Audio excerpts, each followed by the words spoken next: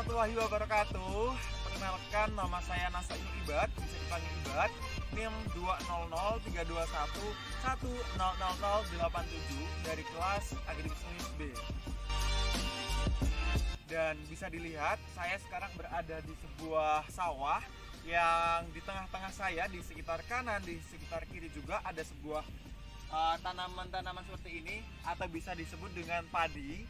Di sini baru ditanam, dan untuk di sebelah sana, di sebelah kanan saya, banyak sekali padi-padi yang sudah ditanam oleh masyarakat. Dan untuk selanjutnya, penjelasan lebih lanjut, simak saja video selanjutnya.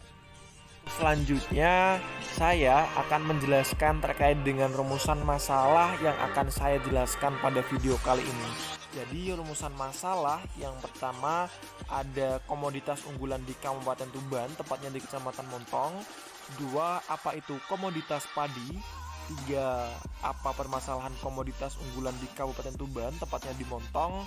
Dan yang keempat, bagaimana solusi dari permasalahan yang ada? Jadi keempat rumusan masalah ini akan saya jelaskan di akhir video ini dan juga di pertengahan video ini. Jadi tonton terus video ini dan akan saya lanjutkan untuk pembahasan kali ini. Halo semuanya, berbicara nih tentang komoditas unggulan di kabupaten saya, yaitu Tuban, terutama di kecamatannya, yaitu di Kecamatan Montong. Ada banyak sekali komoditas yang ada di kecamatan saya ini. Namun komoditas unggulan di kecamatan saya ini ada 3, yaitu yang pertama ada padi, jagung, dan juga ada kacang tanah. Nah, di sini saya akan membahas salah satu dari komoditas unggulan di kecamatan saya, yaitu padi. Padi dalam bahasa Latin biasa atau bisa disebut dengan Oryza sativa L, merupakan salah satu tanaman budidaya terpenting dalam peradaban. Mungkin nih, terutama mengacu pada jenis tanaman budidaya. Padi juga digunakan untuk mengacu pada beberapa jenis dari marga atau genus yang sama, yang bisa disebut dengan padi liar. Nah, padi ini diduga berasal dari India atau Indokina dan masuk ke Indonesia dibawa oleh nenek moyang yang migrasi dari daratan Asia sekitar 1500 Masehi lalu. Kemudian tanaman padi ini adalah sejenis tumbuhan yang sangat mudah ditemukan. Apalagi kita ini yang tinggal di daerah pedesaan, hamparan persawahan dipenuhi dengan tanaman padi. Sebagian besar itu dijadikan padi sebagai sumber bahan makan. Padi juga merupakan tanaman yang termasuk genus Oryza L yang meliputi kurang lebih 25 spesies, tersebar di daerah tropis dan daerah subtropis seperti Asia, Afrika, Amerika, dan juga Australia. Nah, padi ini yang ada sekarang merupakan persilangan antara Oryza officinalis dan Oryza sativa F. Spontan produksi, padi dunia menempati urutan ketiga dari semua cerealia. Oleh rambut yang pendek dan jarang, bagian bunga tersusun majemuk. Tipe Malai bercabang, satuan bunga disebut floret yang terletak pada satu spikelet yang duduk pada panicula. Tipe buah bulir atau karyopsis yang tidak dapat dibedakan mana buah dan juga bijinya.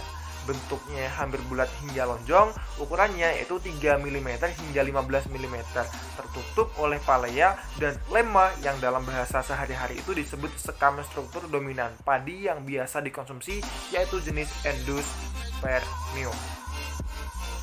Kemudian setiap bunga padi juga memiliki 6 kepala sari atau anther dan kepala putik atau stigma. Bercabang 2, berbentuk sikat botol. Kedua organ seksual ini umumnya siap bereproduksi dalam waktu yang bersamaan. Kepala sari kadang-kadang ini keluar dari palea dan juga lemma jika telah masak. Dari segi reproduksi sendiri ini, padi merupakan tanaman berpenyerbukan sendiri karena 95% atau lebih serbuk sari membuahi sel telur tanaman yang sama. Nah, setelah pembuahan terjadi, zigot dan inti polar yang telah dibuahi dengan membelah diri ini, zigot berkembang membentuk embrio dan inti polar menjadi endosperm. Pada akhir perkembangan, sebagian besar bulir jadi padi mengandung pati di bagian endosperm. Bagi tanaman muda, pati dimanfaatkan sebagai sumber gizi. Nah, untuk perkembangan padi sendiri ini dimulai dari penanaman benih terlebih dahulu. Para petani pun akan membuat tempat khusus terlebih dahulu untuk menanam padi atau bibit padi. Nah, setelah bibit ditanam akan sampai pada fase pengambilan bibit tuh, padi ditanam. Nah, istilah tersebut itu di desa saya biasa disebut dengan daud. Nah, daud dalam bahasa Indonesia itu artinya mengambil atau mencabut bibit dari yang sudah masuk usia cukup untuk ditanam. Nah, biasanya ini daud yang ini adalah dilakukan oleh bapak-bapak karena biasanya kerja bapak-bapak lebih cepat, dan juga daud ini memerlukan tenaga yang cukup kuat meskipun daud ini dilakukan sambil duduk. Nah, selanjutnya yaitu meletakkan padi di tengah sawah untuk persiapan penanaman. Pada waktu penanaman ini biasanya dilakukan oleh ibu-ibu.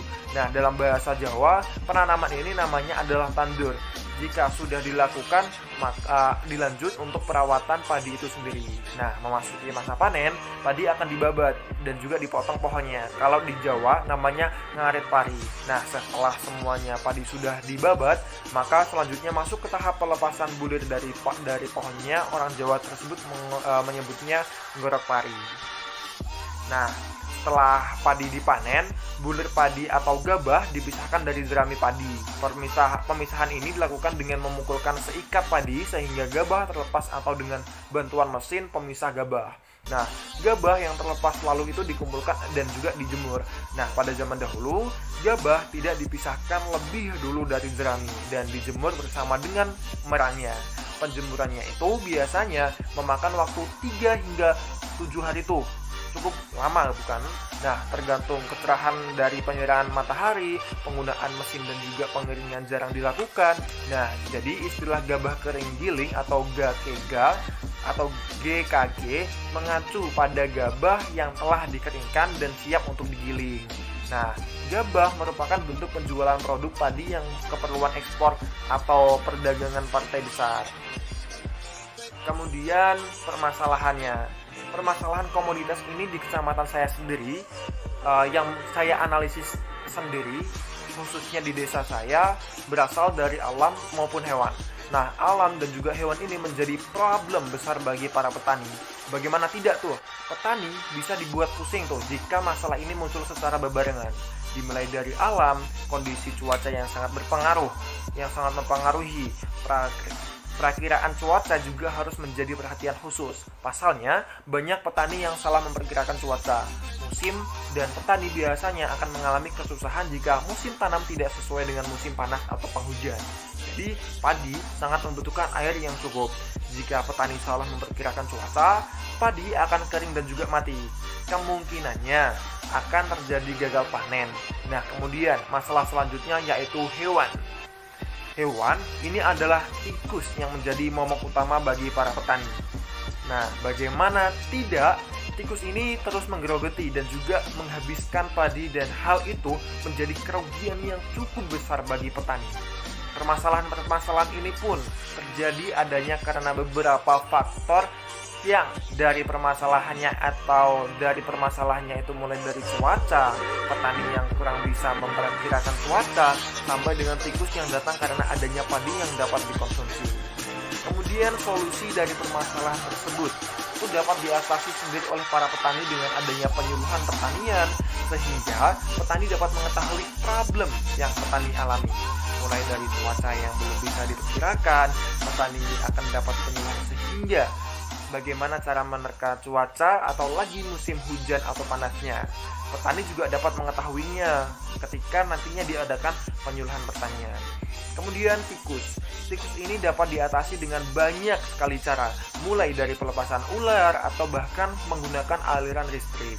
Namun tuh perlu digarisbawahi bahwa kedua cara tersebut juga ada plus minusnya untuk para petani. Tinggal para petani saja tuh bagaimana cara paling ampuh untuk melenyapkan tikus. Mungkin penjelasan saya cukup di sini. Terima kasih buat teman-teman semuanya yang sudah menonton, dan juga mohon maaf jika penjelasan atau penyampaian yang saya sampaikan tadi kurang dapat dimengerti. Dan akhir kata, sampai jumpa dan saya tutup. Assalamualaikum warahmatullahi wabarakatuh.